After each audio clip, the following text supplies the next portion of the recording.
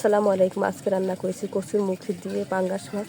এখন দেখাবো প্রস্তুত প্রণালী করতে হবে। আমার সঙ্গে থাকুন। পাঙ্গাস মাছ ভেজে নিয়েছি, কড়াইতে তেল দিয়ে দিয়েছি, কাঁচামরিচ দিয়ে দিলাম, লবণ, একটু মশলা বাটা সব দিয়ে দেবো, আদা রসুন পেঁয়াজ বাটা, মরিচের গুঁড়ো দিয়ে দেবো, হলুদের গুঁড়ো দিয়ে দেবো। এখন সামান্য পানি দিয়ে মশলাটা ভালোভাবে কষিয়ে নেব। মশলা আমার কষানো হয়ে গেছে। আচ্ছা, কচুর মুখি আলু দিয়ে ভালোভাবে নেড়ে করে 1 মিনিট সিদ্ধ হওয়ার জন্য পানি দিয়ে দেবো। মাছটা আমি এখন দিয়ে দেবো।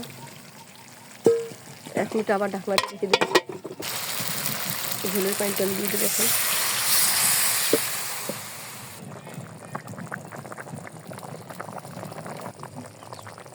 পেঁয়াজ আর জিরা বেরেস্তা বাটা আমি দিয়ে দিলাম। এখন 1 মিনিট নেড়ে নামিয়ে নেব। কচুর মুখি দিয়ে পাঙ্গাস মাছ রান্না আমার শেষ। আজকে এ পর্যন্ত আবার নতুন কোনো ভিডিও আপনাদের সামনে বুঝতে হবে। সে পর্যন্ত ভালো থাকুন, সুস্থ থাকুন। আসসালামু আলাইকুম ওয়া রাহমাতুল্লাহি ওয়া বারাকাতুহু।